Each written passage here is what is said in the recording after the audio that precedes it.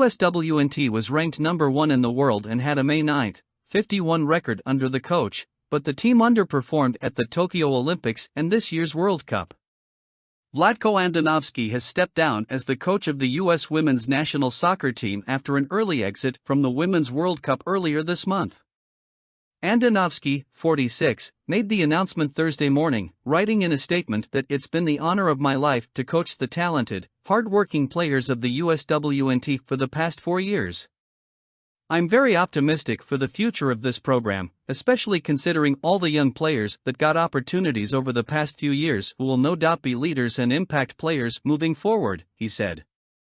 While we are all disappointed by the outcome at this year's World Cup, I am immensely proud of the progress this team has made, the support they've shown for each other, and the inspiration they've provided for players around the world.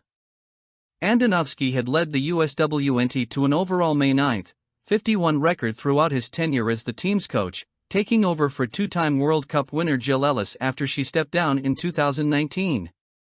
The team is currently ranked number 1 in the world under Andonovski's management. But despite his impressive winning record as the USWNT coach, the team underperformed their high expectations at both the Tokyo Olympics and this year's World Cup tournaments under Andonovski.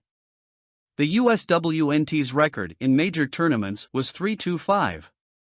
The USWNT was knocked out in the semi-finals of the Olympics by Canada, the eventual gold medal winners, and ultimately won bronze. At this year's World Cup, the USWNT only managed to win one of its 3 group stage games and barely made it to the knockout round after a 0-0 tie with Portugal, the game that was nearly lost in the final moments when a Portuguese shot rang off the Americans' goalpost. The USWNT was then eliminated from the tournament by Sweden in the round of 16 after losing on penalty kicks, the earliest the US has ever exited the Women's World Cup.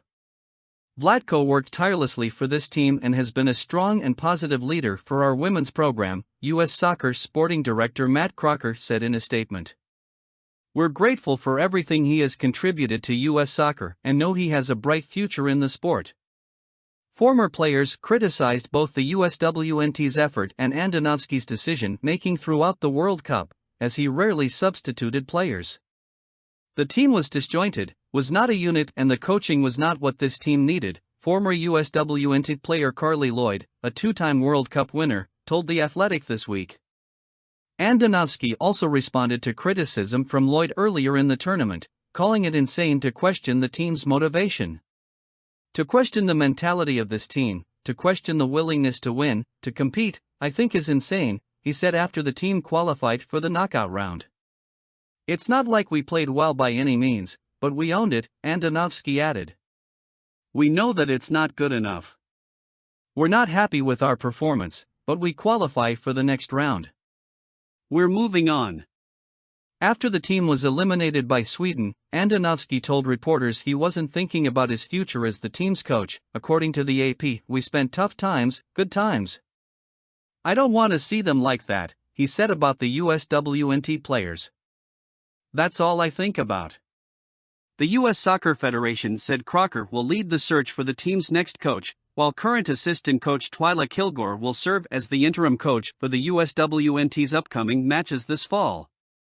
Ellis, the team's former coach, told reporters on Thursday that she hopes the search for the next USWNT coach is diverse, per ESPN.